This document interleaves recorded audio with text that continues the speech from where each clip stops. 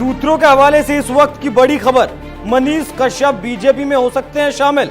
25 अप्रैल को बीजेपी में शामिल हो सकते हैं मनीष कश्यप। मनोज तिवारी के साथ दिल्ली के लिए रवाना हो चुके हैं मनीष कश्यप। इस वक्त की बड़ी खबर, बिहार की राजनीति में यह बड़ा उलटफेर माना जा रहा है।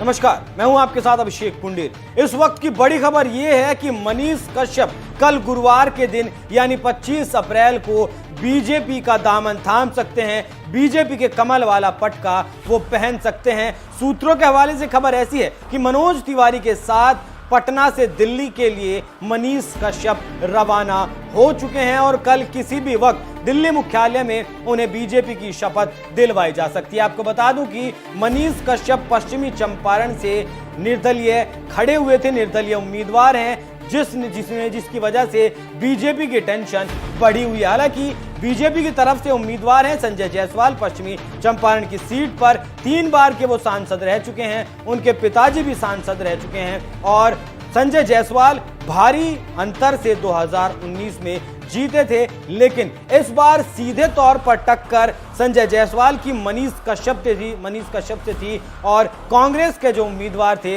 वो इस मुकाबले में नहीं थे। हालांकि जब मनीष कश्यप ने निर्दलीय पर्चा भरा तो उस वक्त खबरें ऐसी भी थी कि मनीष कश्यप को बीजेपी के टिकट पर जो है किसी सीट से बिहार की चुनाव लड़वाया जा सकता है, लेकिन जब टिकट बंटवारा हुआ, टिकट की लिस्ट फाइनल हो गई, मनीष कश्यप का नाम सामने नहीं आया। उसके बाद मनीष कश्यप ने पश्चिमी चंपारण की सीट से निर्दलीय उम्मीदवार वो बने थे, निर्दलीय पर्चा उन्होंने भरा था और जिस तरीके से मनीष कश्यप बिहार में पश्चिमी चंपारण की सीट पर चुनाव प्रचार कर रहे हैं, उनके चुनाव प्रचार में जिस तरीके से भीड़ उमड़ रही है, हजारों लोग उन्हें सुनने को बेताब हैं। मनीष कश्यप की एक झलक पाने के लिए लोग बेताब रहते हैं। जिस तरीके से चुनाव प्रचार मनीष कश्यप का चल रहा था, डोर टू डोर जाकर मनीष कश्यप लोगों से बात कर रहे थे, संवाद कर रहे थे, विकास के मुद्दे की तरफ लोगों का ध्यान दिलवा रहे थे, बता रहे थे कि किस तरीके से बिहार कितना पिछड़ा हुआ है। मनीष कश्यप का कहना है कि बिहार का जो युवा है, बिहार का जो नौजवान है, उसे बिहार में ही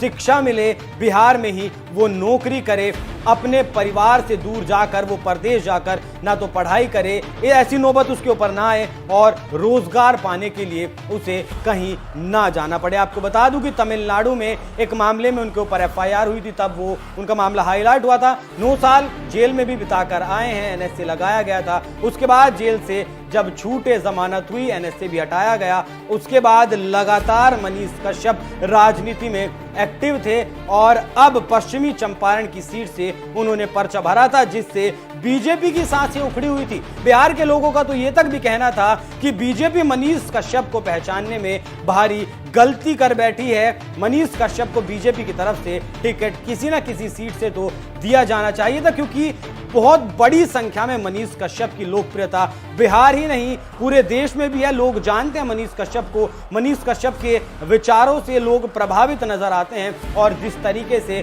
प्रचार प्रसार में मनीष कश्यप जुटे थे, उससे देखकर बीजेपी की टेंशन जरूर बढ़ी हुई थी। हालांकि जो पश्चिमी चंपारण की सीट है उस पर चुनाव 25 मई को होना था, अभी बहुत वक्त बाकी था उनकी सीट पर चुनाव होने में, लेकिन जिस तरीके से धुआंधार प्रचार मनीष कश्यप कर रहे थे, उससे अब ऐसा लगता है कि बीजेपी की नजर उन पर पड़ी है और कुछ ना कुछ बात हुई है, पर्दे के पीछे कोई सेटिंग हुई है, किसी तरीके की कोई बातचीत हुई है और उसकी वजह से अब मनीष कश्यप कल यानी कि गुरुवार को 25 अप्रैल को बीजेपी में शामिल हो सकते हैं। अब देखना होगा इन खबरों में कितना दम है और 25 अप्रैल को वाकई में क्या मनीष कश्यप बीजेपी में शामिल हो जाते हैं। वैसे आपको क्या लगता है, क्या मनीष कश्यप को बीजेपी में शामिल हो जाना चाहिए? अपनी राय हमें कमेंट कर जरूर बताएं। नमस्कार।